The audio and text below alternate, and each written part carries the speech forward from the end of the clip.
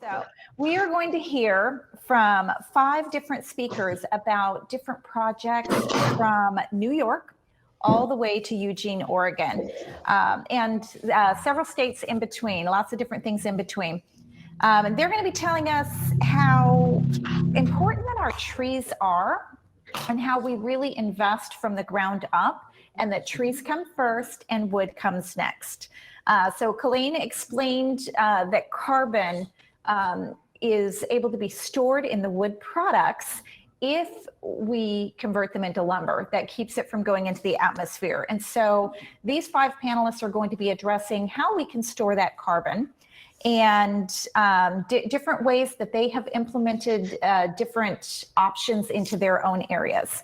So our first speaker that is going on, first speaker, and so Deb, I don't know if you can just have DWAYNE be broadcasting along with his PowerPoint, but our first speaker will be Wudeward from Wudeward Urban Forest Products.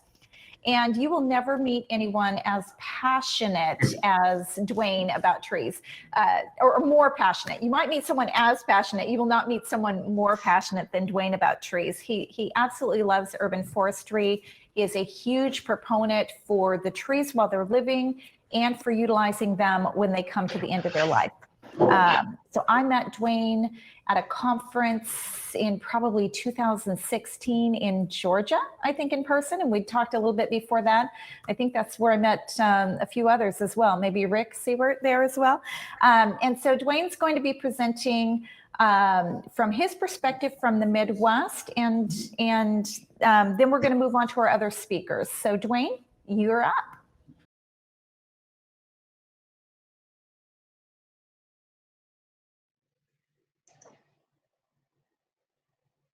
Okay, I see. Yes, please. Okay. Well, thank you, Jennifer, for the introduction. I will go ahead and begin here without my PowerPoint, which is not that important in the end. Yes, my name is DWAYNE SPERBER. I am the owner of Wudeward Urban Forest Products. I'm the producer and supplier of hardwood urban lumber, architectural woodwork, veneer products, furnishings, and it seems much more. All of my products are produced from trees that were removed for reasons other than harvest or urban wood. Check the chat here real quick.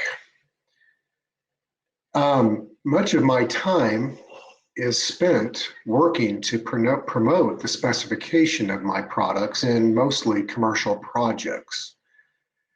When I begin a presentation to, for example, an architectural group, or when I compose an email or have a discussion with a potential client, it seems I always begin with, or certainly include, the topic of forests, the topic of trees. The disconnect many have from forests and forest products is very real.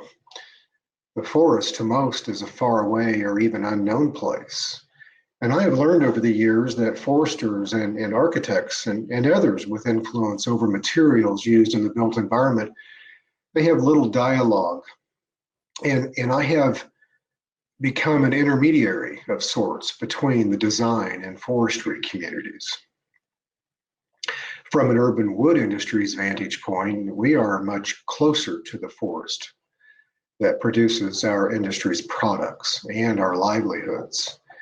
It is easy for us to support and proclaim that forests provide economic, ecological, social, and public health benefits, urban or otherwise, and both supply forest products for our built environments. We can point to our forest. We live and work near our forest. We all came to this urban wood mission, this urban wood effort, with varied inspirations and aspirations, but our common thread is the trees. After all, supporting forests supports forest products. Supporting forest products supports forests. We are all on the same team. And while some of our UWN Wisconsin members, by the way, I'm from Milwaukee, Wisconsin area, we are, while many of us joined this, we're doing urban wood long before it became a growing industry. Many of us were inspired by the emerald ash borer we were seeking a sustainable response to the massive removals we're experiencing in our area, and that we continue to here and in the Midwest and beyond. Pardon me.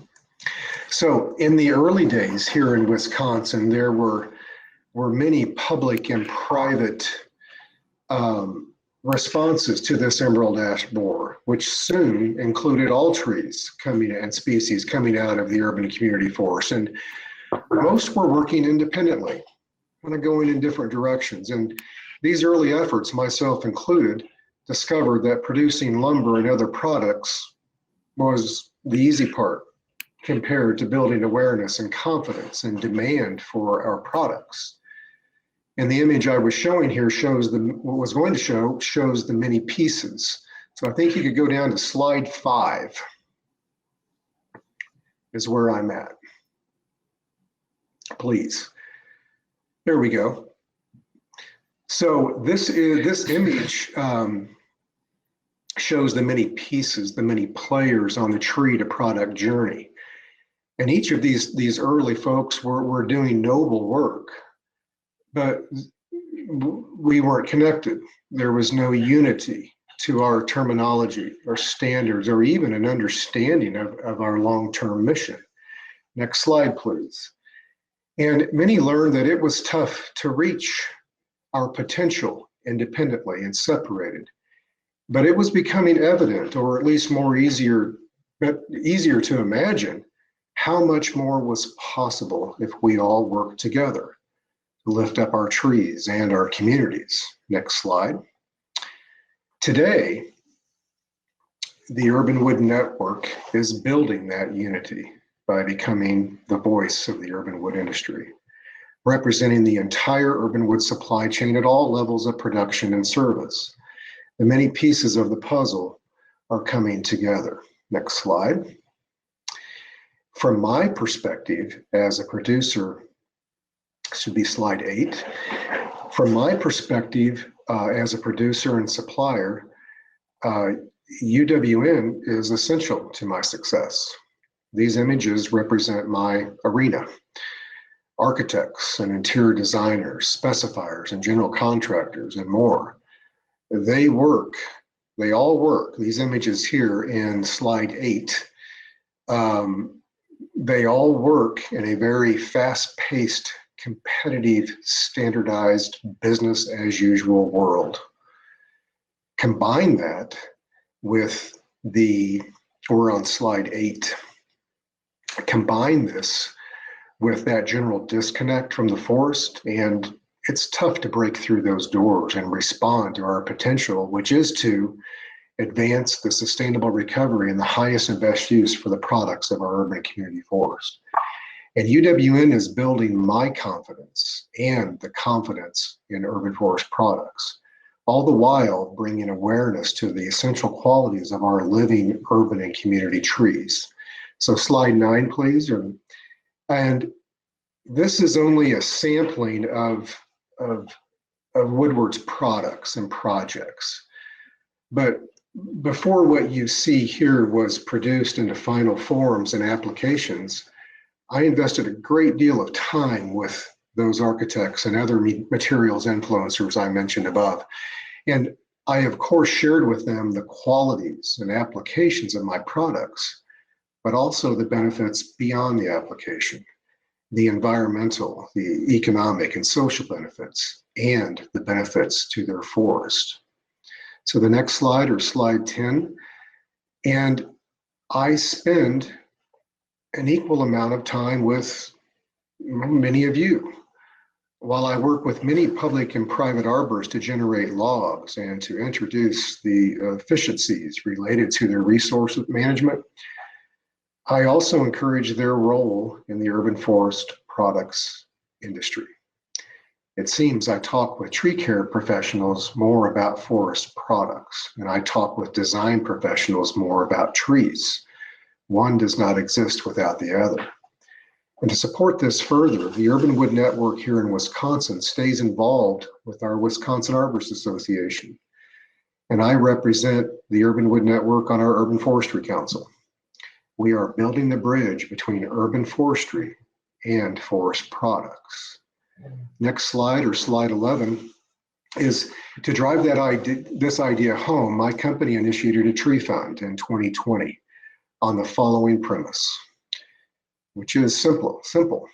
Utilizing sustainably sourced lumber protects the long-term health of forests. The more we all learn about the essential qualities of living urban trees, the better we become at bringing those beneficial, healthful characteristics into our built environments through the use of urban forest products. And this tree fund is my attempt to get folks back to the forest, especially those with influence over materials used in the built environment. And actually on this Saturday, on the 16th, I invited a prominent architectural firm here in Milwaukee to organize a work group to plant trees at a DNR-owned urban forest in Milwaukee, funded by this fund. And it's called the Forest Exploration Center, of which I'm a board member. And I'm really looking forward to helping these architects get a little dirt under their nails and to connect them to the forests and to forest products.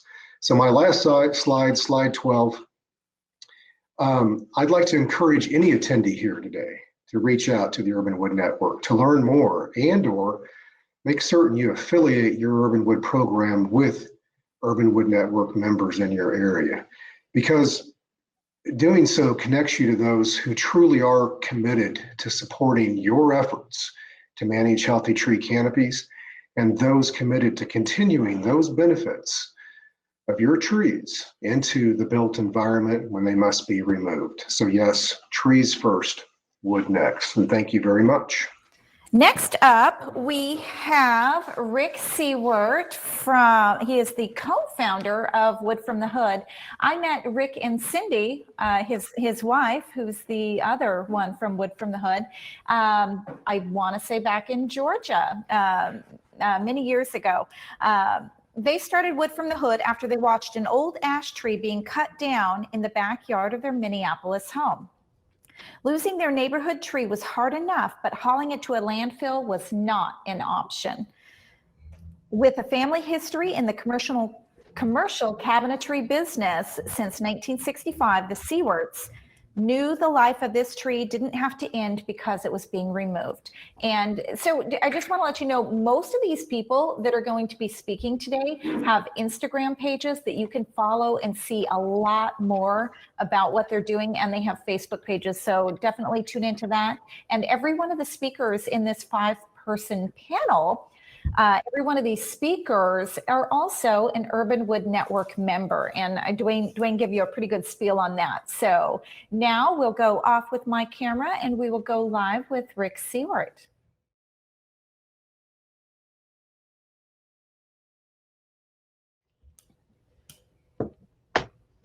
Thank you. I hope everybody out there can hear me. Just want to talk about Wood from the Hood. We're a Minneapolis-based business, and we are literally right in Minneapolis, as you'll see in a slide or two here. Go ahead. Next slide, please. So we collect wood from the Minneapolis area, mainly from the Minneapolis Park Board and also local arborists in town. So this is a picture of our log yard. It's about 3/4 of an acre. And as you can see, downtown is basically 1.5 miles to the middle of downtown. So we are literally an urban, we are urban. So next couple of slides, I'll just kind of show you the yard, kind of what it looks like. So we can go ahead and go through the next couple of slides up to the sawmill area. That's the kiln over there on the left. There's 2 kilns in there. We have actually 3 kilns are up and running. That was 2 of them.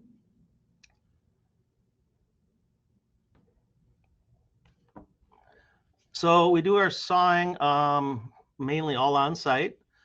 We do the big slabbing with the Lucas mill that all the urban guys will know about, but otherwise it's basically a 20-horse chainsaw on some rollers and that. That's the biggest tree we've ever milled. It was about, before we started trimming it off, it was about 6 foot at actually the total root flare was 8 feet, but we trimmed it up to about 5 feet wide and 6 feet high. It was about 14 feet long, As you can see, that's the light rail in the background. So we are truly urban. We had people stopping by, taking pictures next to our, kind of, that's our Minnesota redwood kind of to say, but that's an American elm sitting there. Next slide.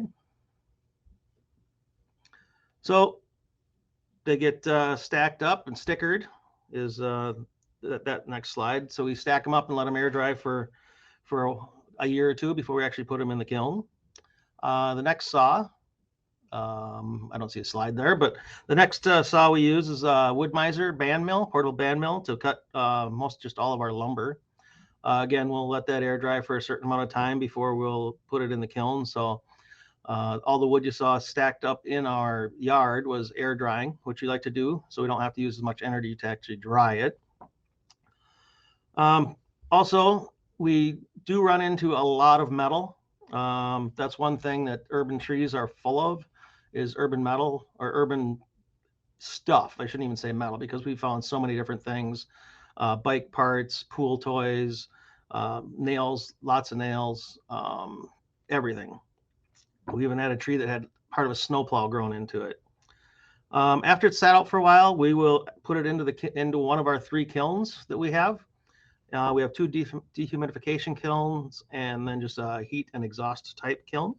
So it'll sit in the kiln depending on thickness and everything else, but a minimum of 2 weeks up to maybe 6 weeks on the thicker 12-quarter or 3-inch thick slabs. After it comes out of the kiln, we'll move it into our warehouse, and our warehouse is about 12,000 square feet, and it currently holds about 100,000 board feet of dried lumber. And we'll move it inside so that the moisture content of the wood stays at about 7 to 8%, which is what we need in this neck of the woods for it to stay stable to build things out of. In our warehouse, in the front part of the warehouse, we also have what we call the lumber store, and that's where the public can come in and buy lumber out of our store. That's kind of a smaller part of our business. Our biggest part of the business is actually building products for architects, designers, retail stores, breweries, coffee shops, a lot of different things like that. It's kind of the biggest part of our what we sell.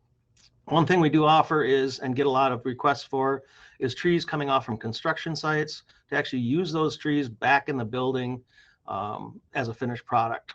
So this couple of slides I had was we actually had cut a couple big oak trees down from actually my high school, and the architect came in after we had them all cut up, and they're a bunch of just kind of gnarly white oak trees, and we ended up laying all the slabs end to end, all 100 feet down the shop floor, and trying to figure out what's the best use for a couple of 50-foot runs of desktops that were going to sit basically be a windowsill. So that was a fun project. It was, probably 2 years in the making, because it just took that long to go through the process.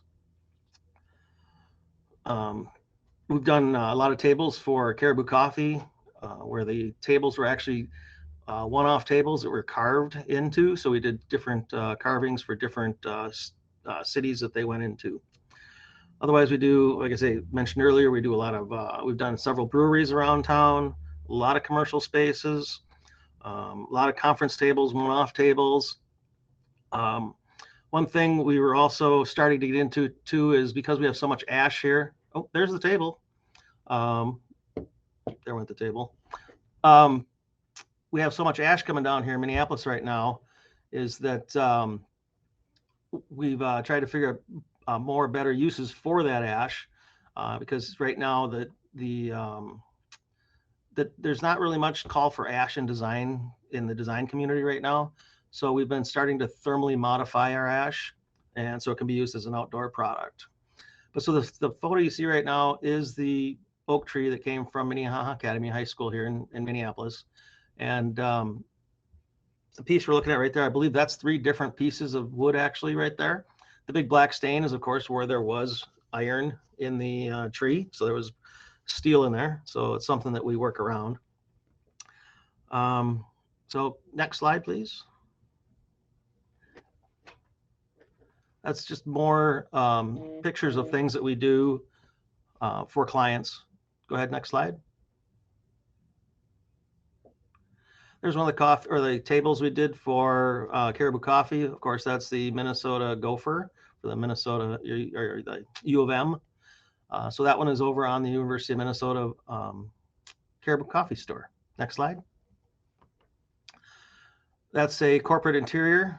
We supplied all the walnut paneling for that job, the communal table in the middle there, and then some other pieces that are in there. So next slide. Another shot of the communal table, the feature wall, and also some of the ceiling accents that are in the space. Next slide.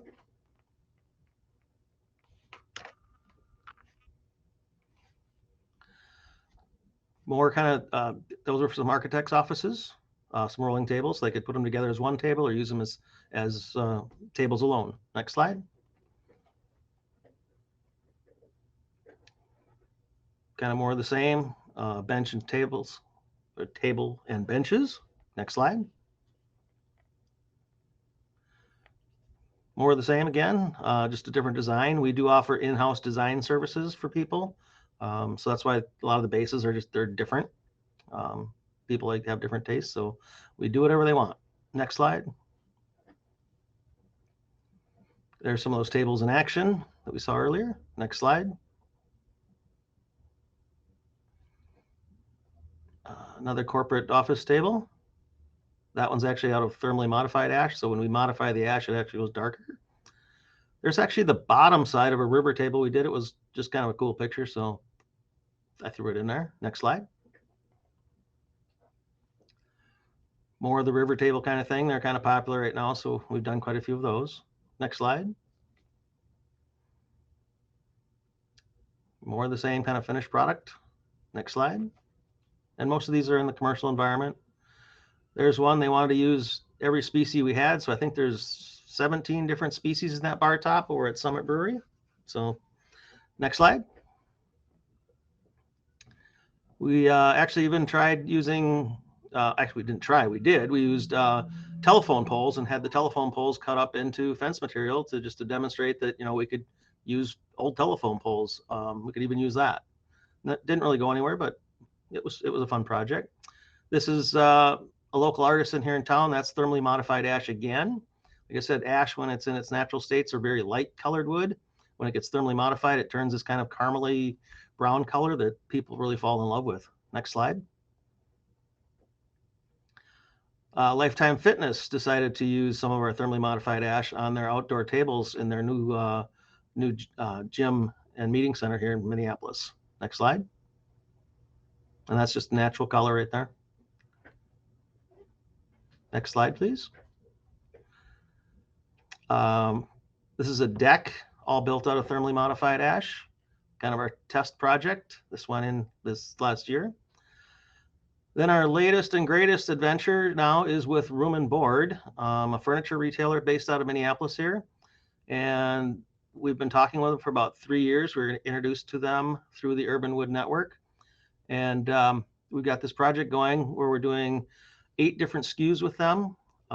There's a 40 by 80, 40 by 70, a 24 by 48, and a 36-inch round of these tables. Next slide. And they designed this table specifically for the Urban Wood project that they have going on for our location, for Minneapolis here. So these tables are exclusively made by Wood from the Hood's sister company, SIEWERT Cabinet. So all the wood is coming from Wood from the Hood and being built by SIEWERT Cabinet, which is in the same building. Next slide. Kind of just a detail of some of the design that went into the table by the Room and Board guys. Turns out really, really nice. Like DWAYNE said, it's all about the education. So this is a class from the University of Minnesota. They come over at least once a year to check things out, and we talk urban wood with them, and it's always an exciting time, fun time. Next slide.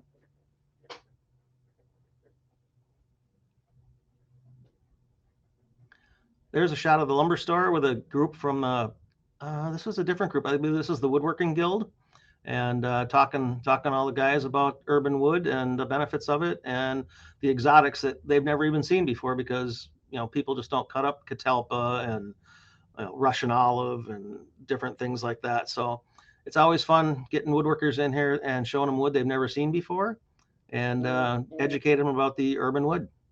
And I believe that's the last slide.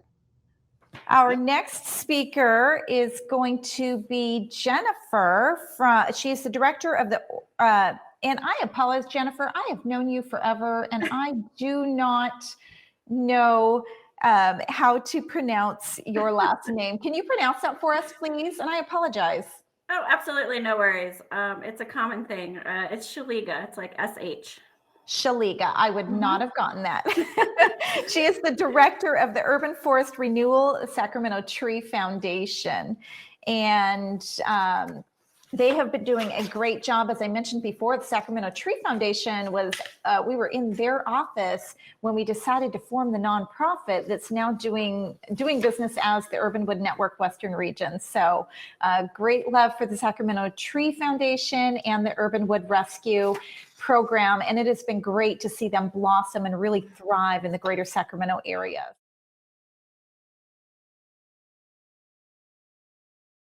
All right. Well, thank you, Jennifer. It's really a pleasure to be here.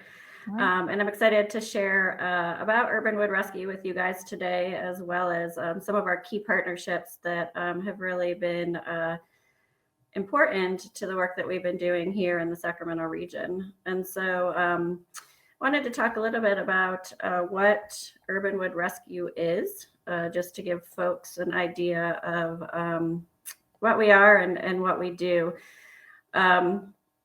It's a little bit slow, so I'll just keep talking. So Urban Wood Rescue is a program of the Sacramento Tree Foundation. For those of you that don't know, Sacramento Tree Foundation is a local nonprofit here in the Sacramento region that focuses on full cycle urban forestry. So as we like to say, seed to slab. And so we'll focus today a little bit on the slab part. At Urban Wood Rescue, our primary mission is diverting logs from the landfill and sequestering carbon, which is really, primary to all of the work that we're all doing. And as we all know, by keeping removed trees out of the landfill, we're preserving their positive carbon footprint and offering them a new purpose as milled lumber. As we've heard Rick and DWAYNE both speak about today, education is extremely important in the work that we do. And being a nonprofit, we have the opportunity to do quite a bit of education, not only with the community, but with our partners, and really promoting the idea of urban wood utilization throughout the work that we do. I don't know why this is not moving, but I'll just keep moving. Oh, there we go. So for our program, we're kind of in a unique situation in that we are a nonprofit urban sawmill. So that makes us unique in many ways.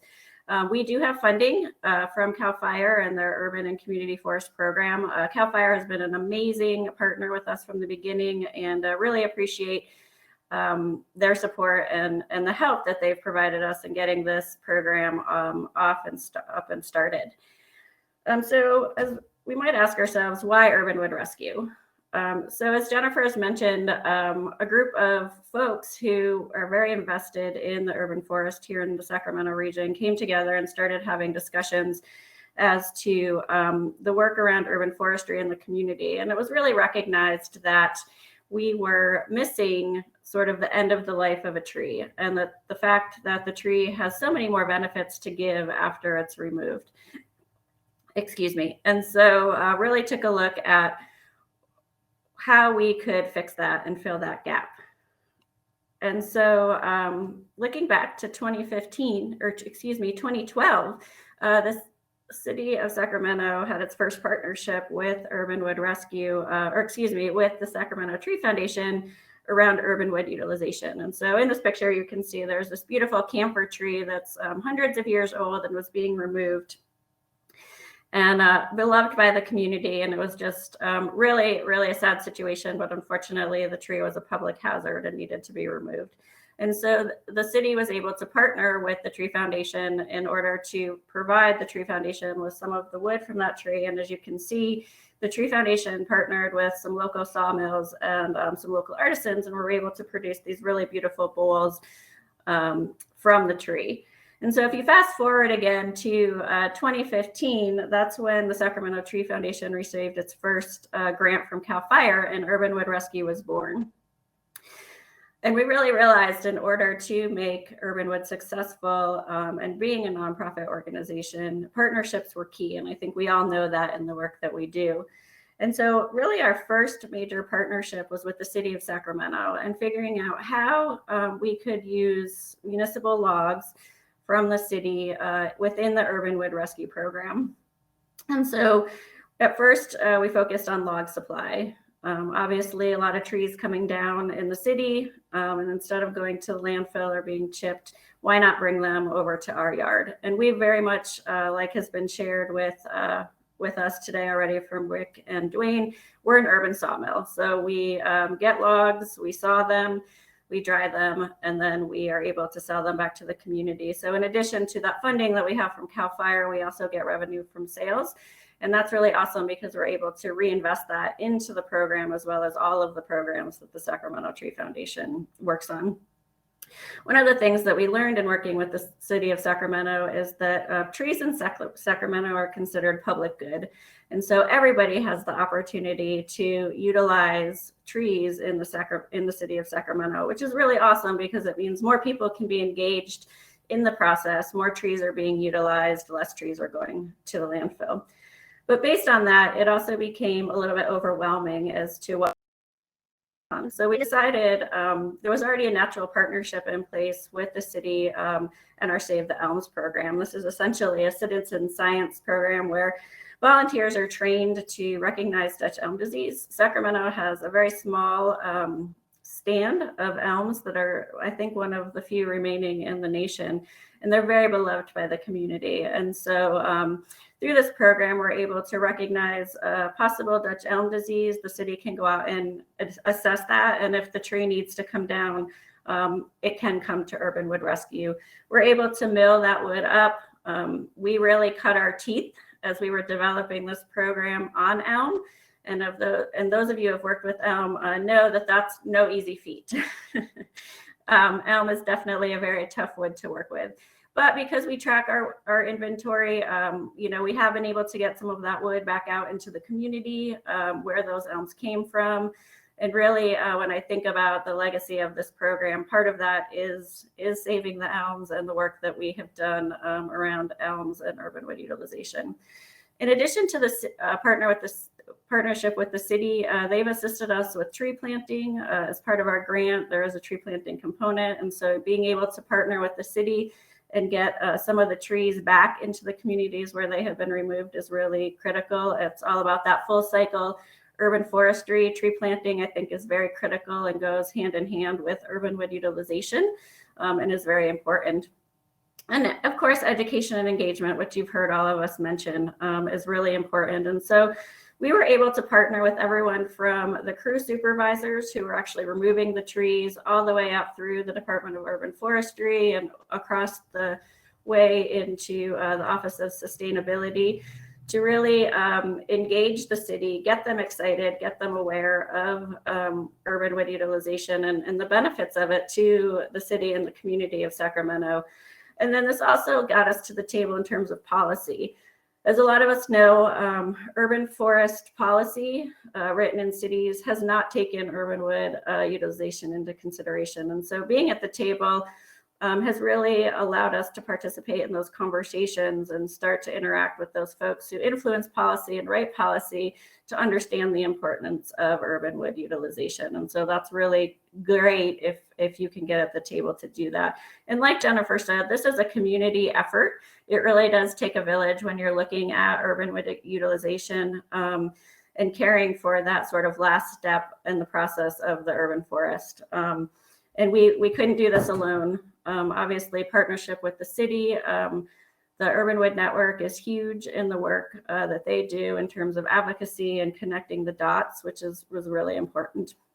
So in addition to, I know this is sort of focusing on the work of municipalities, but I wanted to highlight a couple other partnerships that we have that I think are really important when you look at like the whole effect of urban wood utilization on a community. Sorry about that. So we also have a great partnership with SMUD, which is our local utility here in the Sacramento region. Similar to the city, they were already a very strong partner with the Sacramento Tree Foundation when Urban Wood Rescue was started. And so they naturally are a log supplier for us.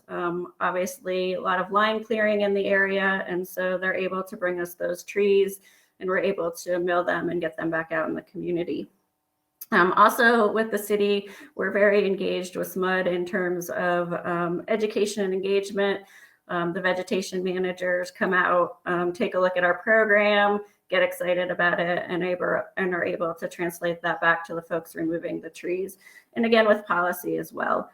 SMUD was also one of our first partners in what we call demonstration projects. And Rick alluded to this as well, basically looking at when a tree is removed, being able to use the material that's milled up from that tree and get it back into the place where it grew.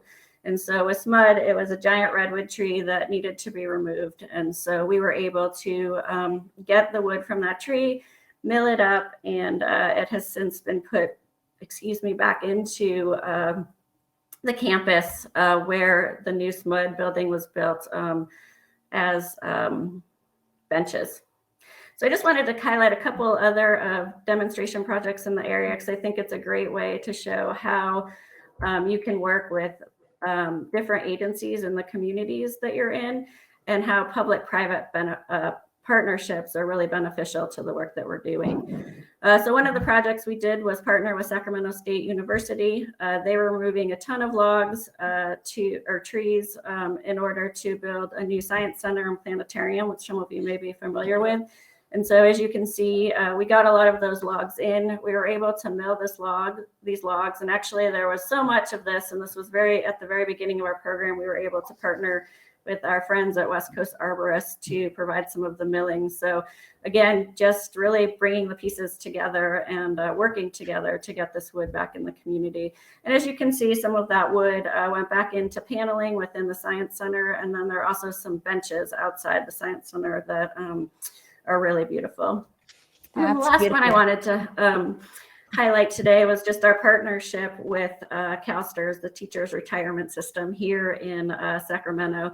Again, they were expanding, creating some environmentally sustainable buildings, and wanted to reuse some of the trees that had been removed. And so we're looking at some London plane there, in which we were able to mill, dry, and then got back to them. This is also a really cool project where we were able to engage a local maker, another urban sawmill, Truewood Builders, who does finished product. And so really linking together all of the pieces in order to really shuffle these logs along to become a great finished product. And I don't think this has been quite finished yet. They're looking to finish the project this year, but these logs will be countertops and tables in some of their office building.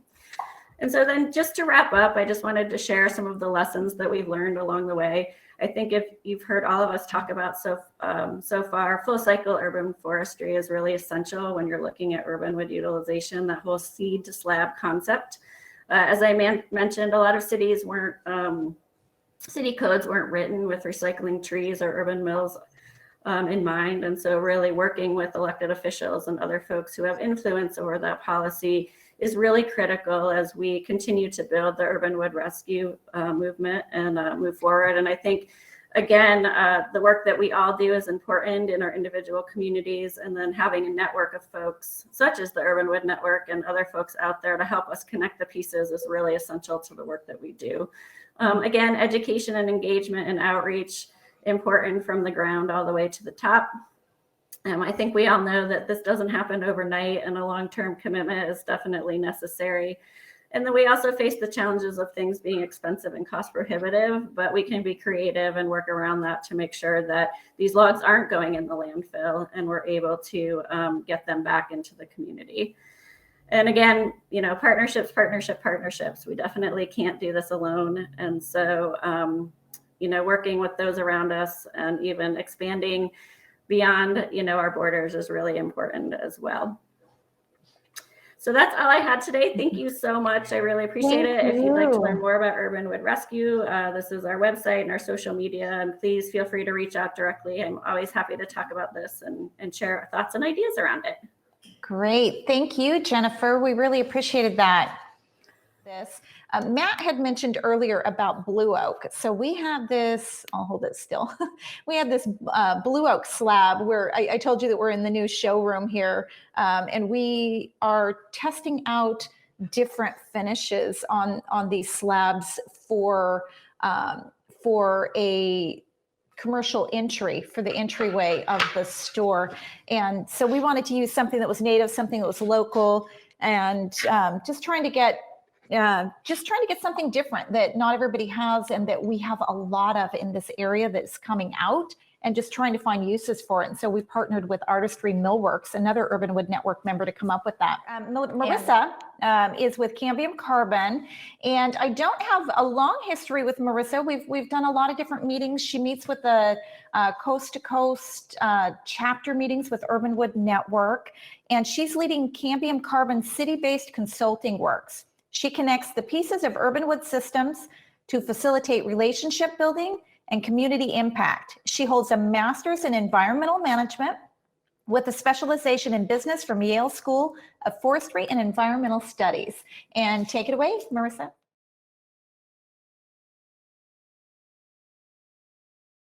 Thanks, Jennifer.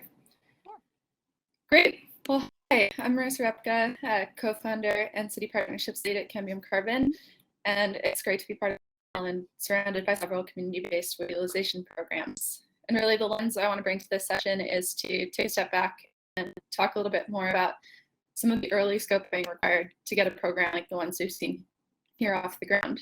So in particular, over the past year, we've had the opportunity to collaborate with a number of great municipalities and city officials, like the amazing Scott Altenhoff of Eugene, who's on this session.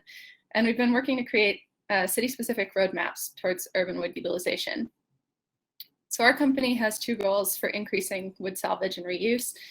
The first is on the public side, working with cities to increase availability of what's currently a waste stream.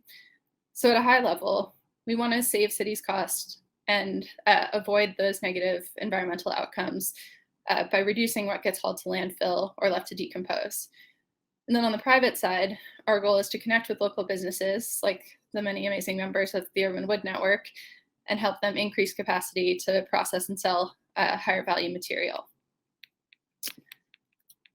So this is our reforestation hub model, which is kind of the framing in which we think of wood waste not as a single direction disposal stream, but rather a regenerative model. And our goal is that when a tree falls in the city, that material is upcycled to its highest and best use as products, and that those products can both avoid cost from the city in the form of avoided tipping fees, and also create value-added products that can reinvest in new tree planting and maintenance. And so today I wanted to talk briefly about an analysis that we did in New York City. And for me, what stands out about that particular city case study is the power of good data and measuring for management. And compared to a lot of its peer cities, New York is pretty advanced in tracking urban tree removals. That means that the location, species, size, and condition of each removal is logged when a tree comes down.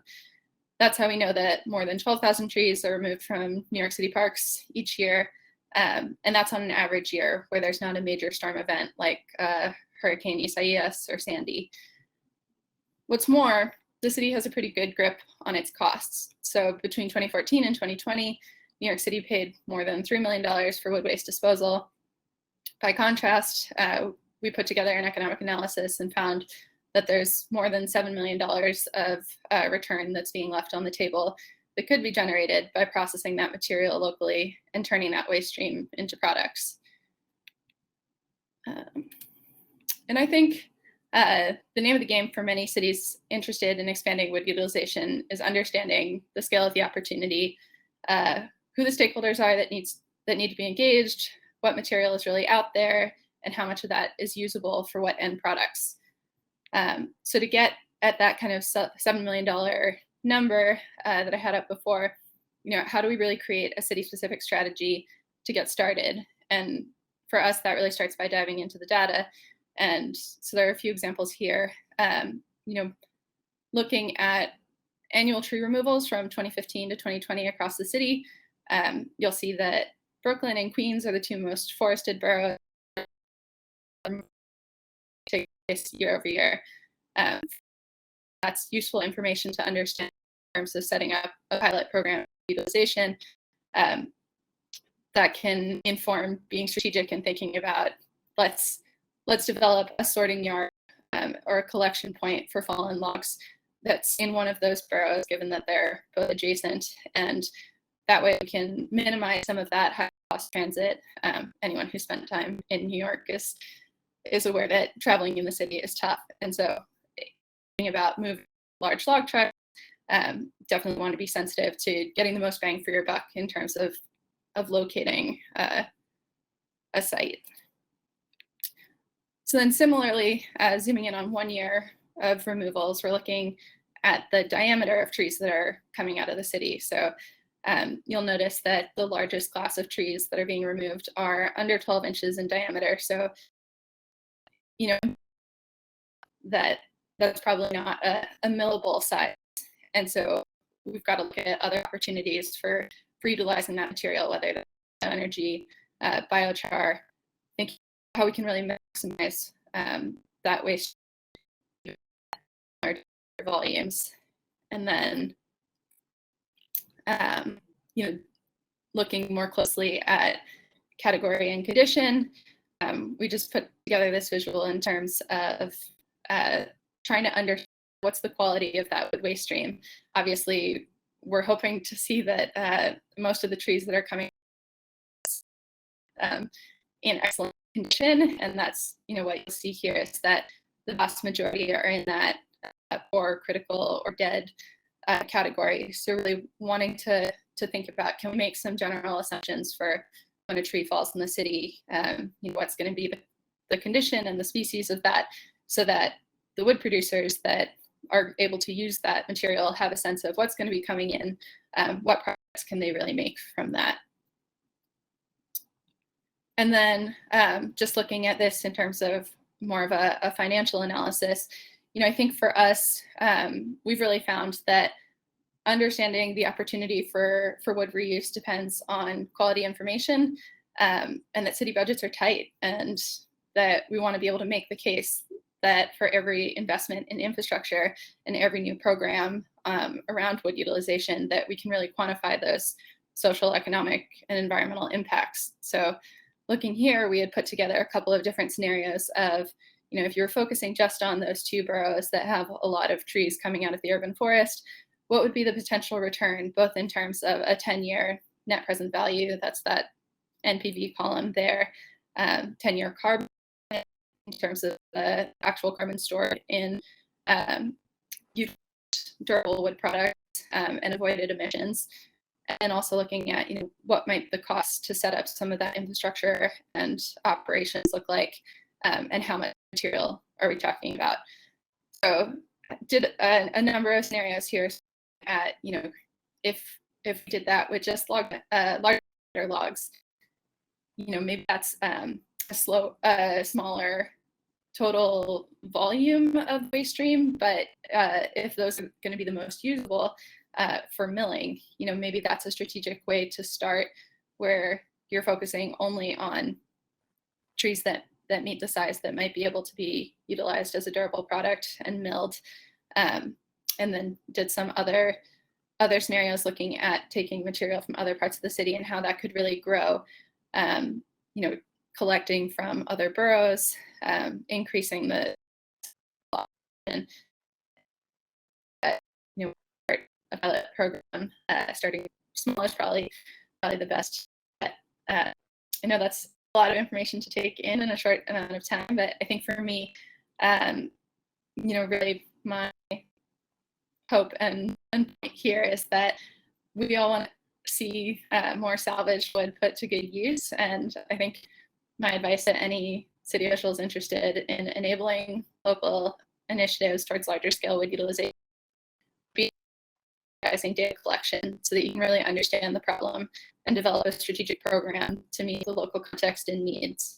You know, I think a lot of this is about making an internal case for change, and thinking about who are the key stakeholders that need to be brought to the table, what the facts look like. So yeah, happy to to talk more, answer any questions. I'll wrap there. So Scott Altenhoff is urban forestry management analyst for the City of Eugene, Oregon. He's an urban forester with the City of Eugene and currently serves as president of the Society of Municipal Arborists, SMA. Scott has a long-standing interest in promoting urban sustainability via trees and green infrastructure and believes that closing urban wood green waste loops is a critical piece of the puzzle.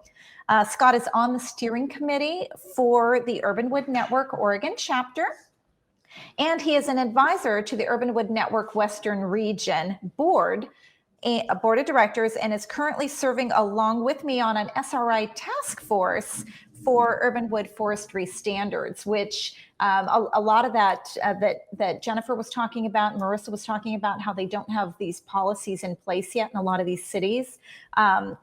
We're working on multiple different ways to do that, and the SRI is one of the ways that we're doing that. So help me welcome Scott.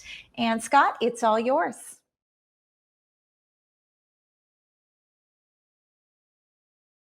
Thank you, Jennifer, and thank you to everyone who preceded me. Fantastic information and amazing wood products. I'm just astounded and inspired, so thank you. All right, okay, I'm assuming folks can hear me. Once again, thank you very much. And at the onset of this presentation, just like to stress that I'm here speaking with you today not as someone who claims that our community or our organization has things figured out with regard to wood utilization in an urban setting. Quite the contrary. I think we're on the beginning side of the spectrum. However, we recognize that fact, and we are committed to getting better, to building capacity, and to really walking the talk when it comes to sustainability.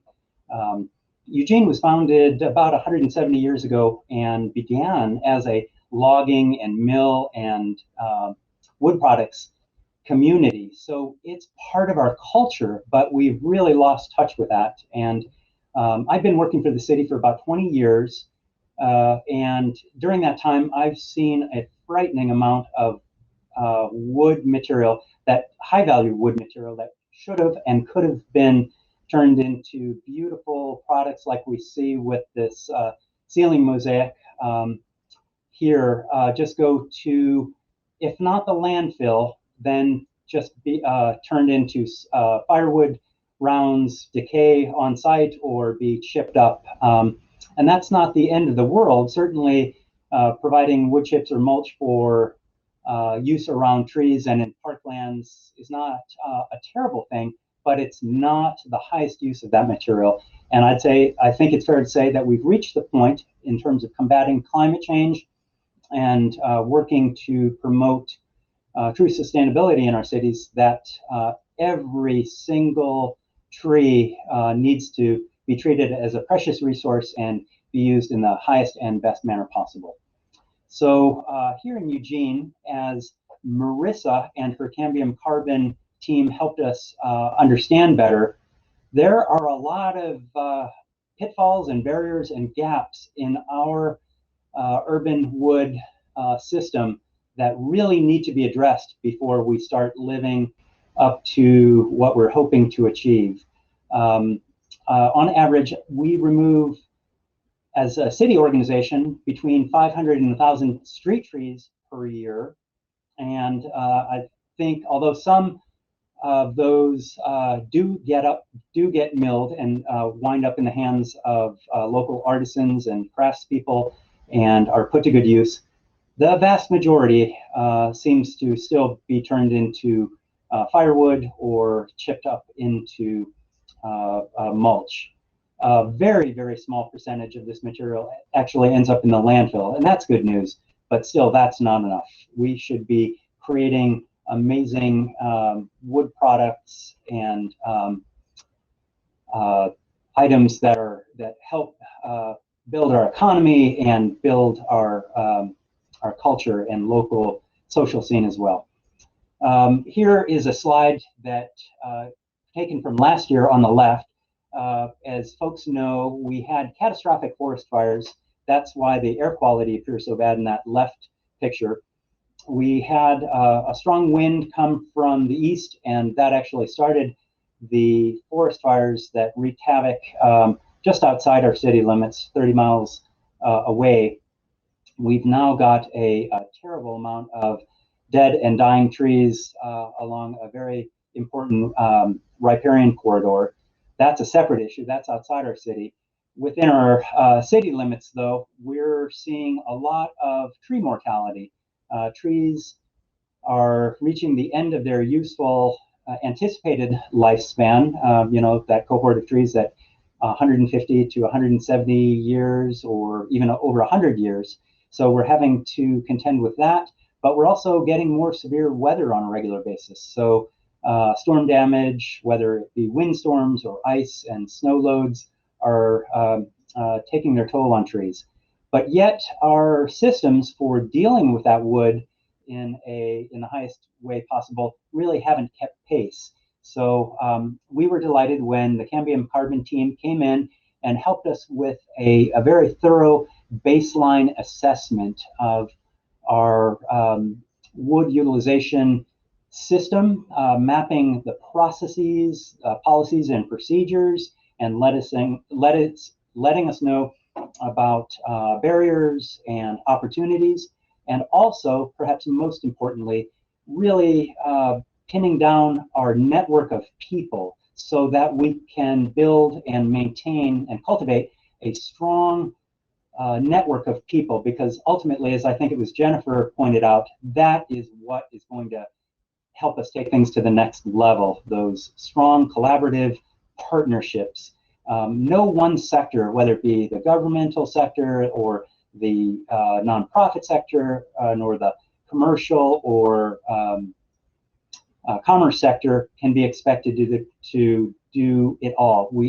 It's going to come. Success is going to come from a robust collaboration and participation by all those entities, and that also includes private individuals.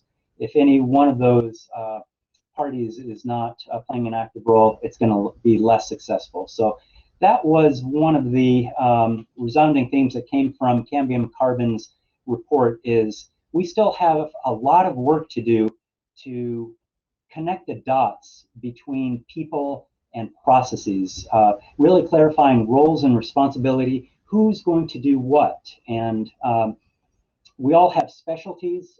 The city, for instance, has a lot of specialized equipment, access to big cranes, as you see here. This is a very common piece of equipment on the right called a gradall, a heavy piece of equipment that is amazing for processing wood, at least within close proximity to roadways. Let's see. Also, as folks likely know, light cranes and trucks and crane trailers can make all the difference. As you can see here, we have very large trees relative to the rest of the nation here in Eugene.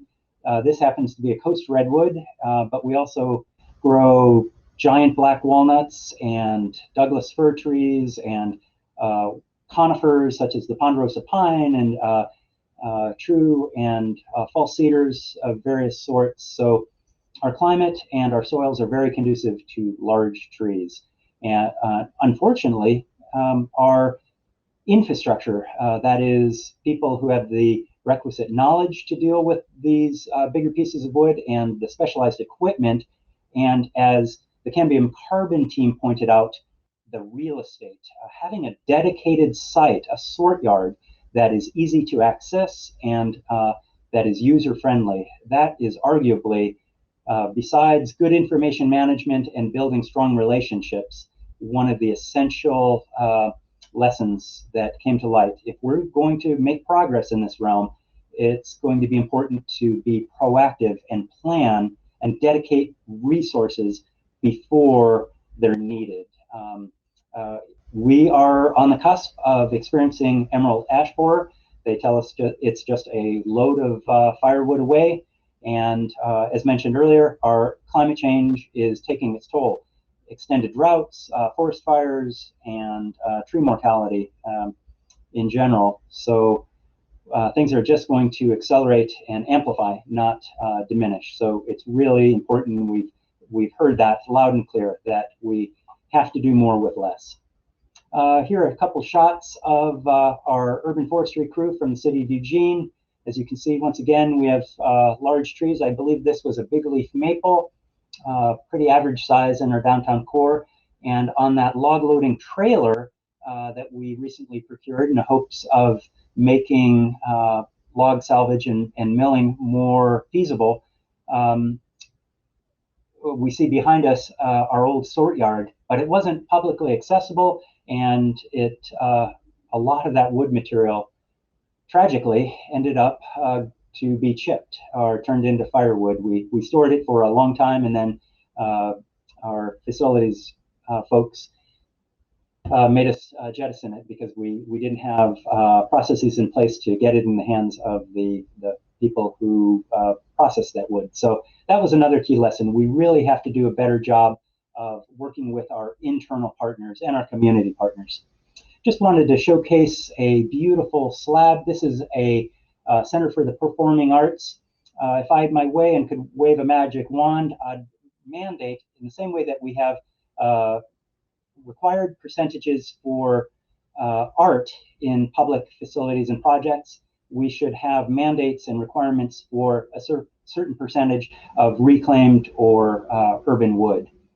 The wood that you see on the lower right, those smaller pieces, came from, sorry, I thought this was the next slide, just some nice examples of some local wood. This is what I was hoping to get to.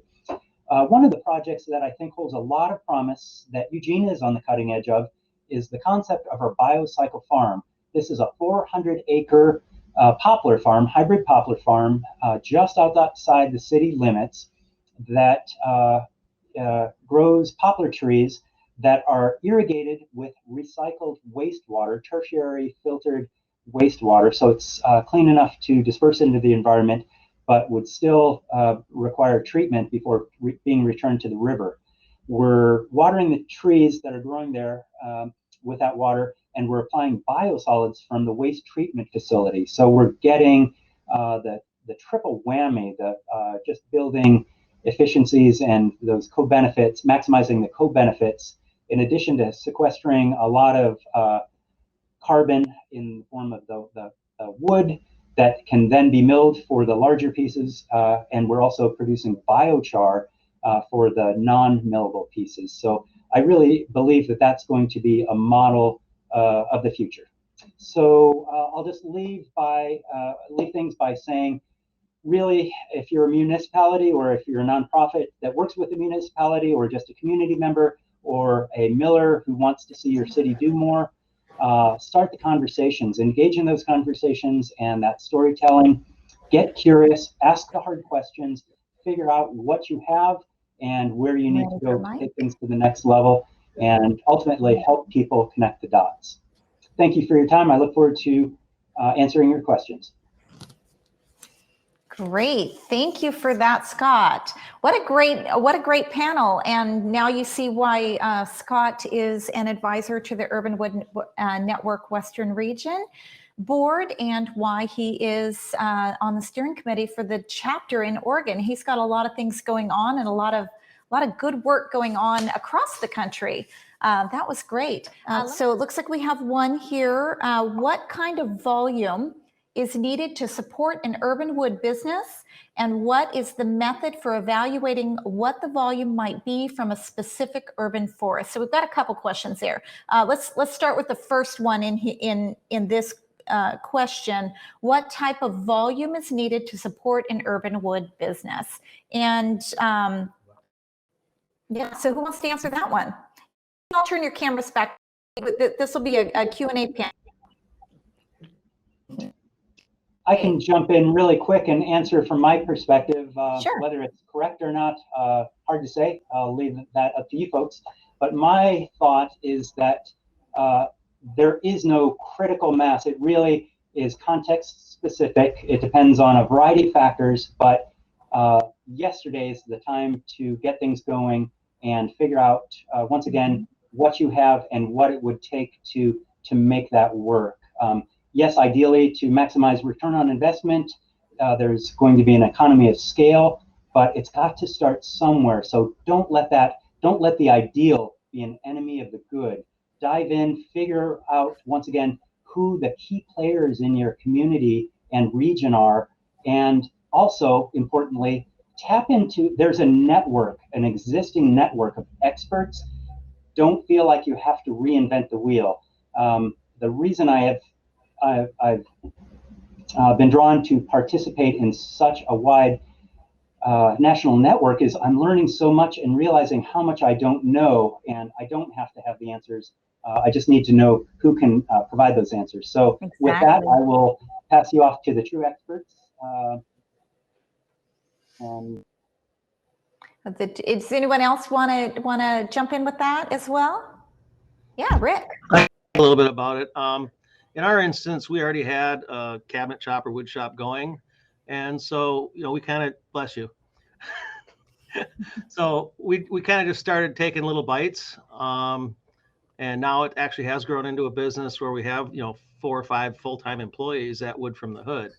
But I don't think you're going to say, okay, 10,000 board feet of lumber is going to do it, because what are you going to do with the 10,000 board feet? If you're going to actually just cut it, you're not going to make it. If you're going to cut it and dry it, you might be a little closer, but then you've got a lot more investment because now you have to buy a kiln. So what we do here is we cut it, we dry it, we sell it as raw lumber, or we actually turn it into end products. And the end product is where we kind of see the biggest bang for the buck. So I guess if you're a woodworker and want to get into the urban wood market, I guess probably is the best way to get into it, because you're going to be using it. You'll start buying it. You'll buy more and more and more, build up your clientele, and get into it slowly. As a startup, I don't know. I couldn't tell you that, but I'd say start taking little bites and grow into it as fast as you can. Yeah, thank you. Anyone else?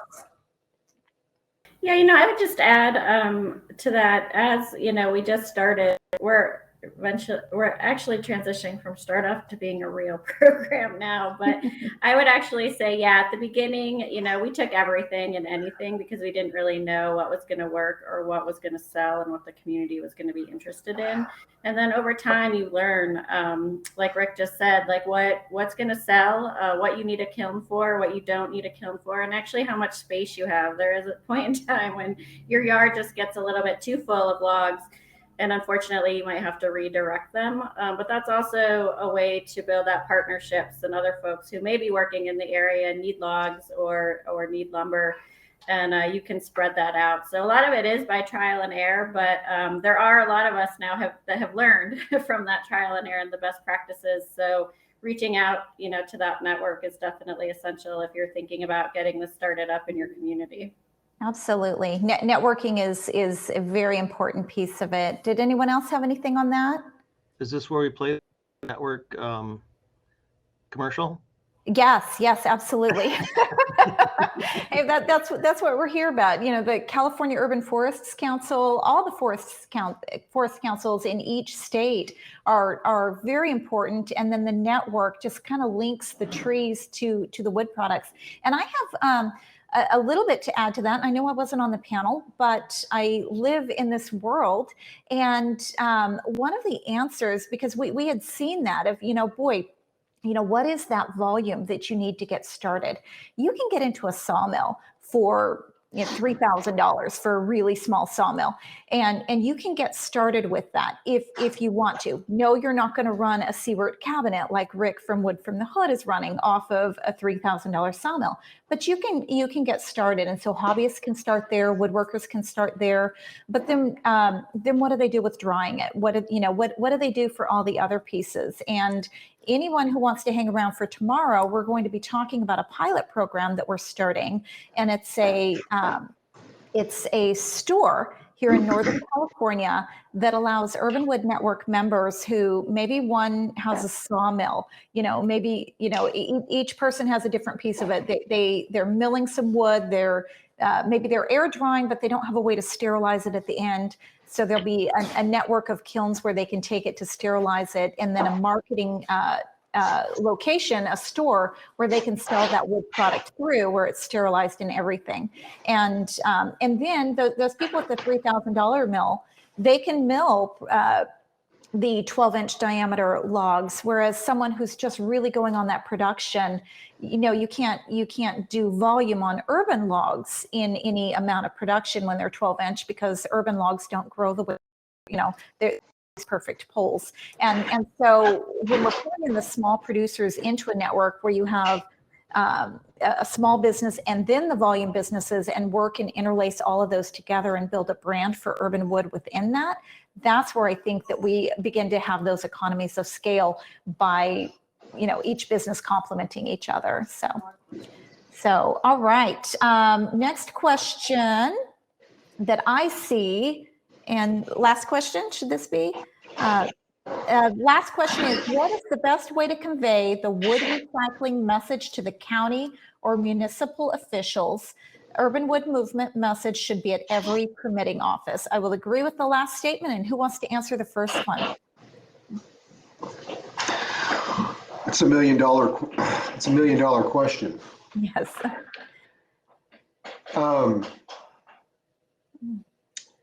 Many municipalities, in my experience, seem to feel they're giving a resource away for free, and many of them want to go into the lumber business themselves, and that's fine with very good planning. But not to be negative, I've seen many of those come and go, and there's change in leadership, there's change in an inspiration. But I'll tell you what, those out there making their living with it will go a lot farther. And look at our organization. We're all here together under that one key, mission, that, those trees. And as I said in my last words, if I can remember what I said, is connecting to those who are committed to building these markets, and at the same time bringing awareness to the value and importance of community trees while they're living. There's no better connection to be made than to the Urban Wood Network. We've got the expertise across, we're striving to have, we do the best, we do what we do best. Let's let the city do what they do best, caring for these trees. We're taking on to the next step. However, the way we're all wired is we all want to put our mark in the world, so no one should ever discourage that. And that's kind of the way I'm wired. So I try to do it by demonstrating, kind of proving it, in a way. Yeah, so that question was asked by Jess Renning. And Jess, as I'm sure you know, but just in case you don't, we have some of those representing the municipalities in the afternoon panel with Mike Pallett. And so that would be a great question to pose to them. But I strongly think, based upon what I was hearing from the practices and the questions that are going to be asked, I really think some of those questions, or that question, is going to be answered by those who got the message and how they received that message. And so in the afternoon, I really think that that's going to be answered again. I think just one other thing that I would maybe add to that is in terms of conveying that message to a city or county, is really trying to align with existing goals and initiatives. And I think there are so many opportunities and co-benefits with wood utilization, whether that's in advancing a city's zero waste goals, or if there's an opportunity to invest in local workforce development and technical skills trainings. I think there's a lot of huge impact potential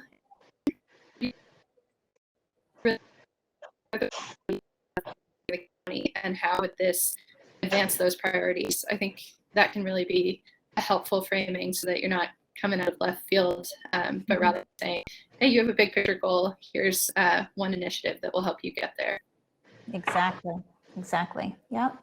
And that was one of the goals of this event, was to provide tangible ways that cities and municipalities could reach their climate goals and other goals that they have, and that's with the utilization of trees. So All right. Well, I think that is probably all the time that we have. We are going way over, and so we will wrap that up. Thank you, everyone, for participating, and we'd love to see you stick around for tomorrow and also for the rest of the afternoon. Thank you.